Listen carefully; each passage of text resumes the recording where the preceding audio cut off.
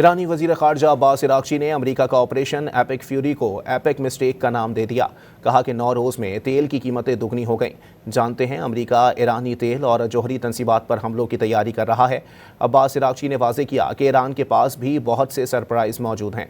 दूसरी जानिब ईरानी वज़ारत ख़ारजा के तर्जुमान इस्माइल बकाई ने कहा है कि ईरान पर हमलों का मकसद मुल्क को तकसीम करना और तेल के ज़ख़ायर पर कब्ज़ा करना है।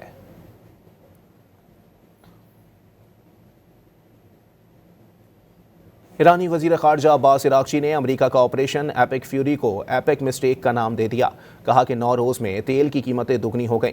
जानते हैं, अमरीका ईरानी तेल और जौहरी तनसीबात पर हमलों की तैयारी कर रहा है। अब्बास इराक़ची ने वाज़ेह किया कि ईरान के पास भी बहुत से सरप्राइज़ मौजूद हैं। दूसरी जानिब ईरानी वज़ारत ख़ारजा के तर्जुमान इस्माइल बकाई ने कहा है कि ईरान पर हमलों का मकसद मुल्क को तकसीम करना और तेल के ज़ख़ायर पर कब्ज़ा करना है।